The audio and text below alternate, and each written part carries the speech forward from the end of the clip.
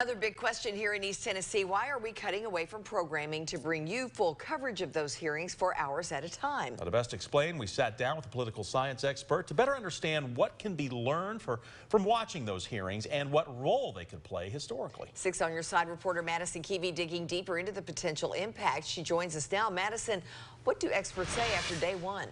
Well, Lori, to put it simply, this is history in the making, I'm told. Now, we know that this is only the third time in American history that we've seen an impeachment inquiry at this level. The first under Andrew Johnson, then again in the 90s with Bill Clinton. But it's not important just because it's rare. One political science professor says the hearings are an example of our democracy in action.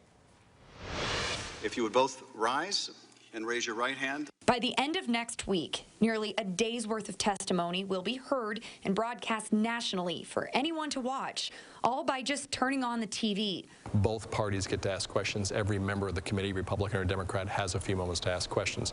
That becomes pretty important to show that even in a time where maybe we have a lot of blue and red divide, in terms of process, everyone gets a chance.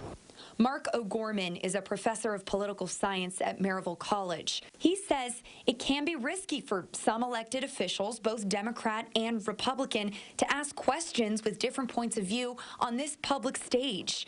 Democrats who might be more opposing of President Trump recognize that they might get penalized if suddenly all these hearings come forward and the allegations against President Trump don't seem to add up as much. And so they're taking a political risk, but they believe the risk is outweighed by the need for the people to see this.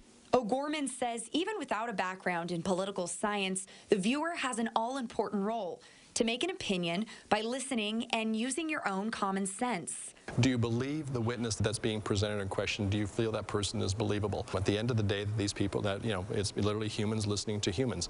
When it's over, regardless of the outcome, O'Gorman says just talking about what we've seen and heard makes our democracy stronger.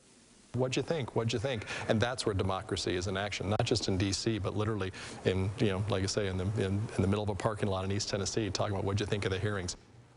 So, of course, he is a professor at Maryville College, and he says he's devoted some of his class time today to some of those opening statements because he says it's a great real-world example of just how the Constitution and the laws around it can be applied in everyday life. And, of course, this being only the third time, not many professors get to work this into their class halls so often. That's right. It's happening right there in front of you. It's live, happening right now, live history. And everybody's talking about it, exactly. one way or the other. Exactly. All right. Madison, thanks so much. And you can follow our full coverage of the entire impeachment inquiry on our website, WATE.com.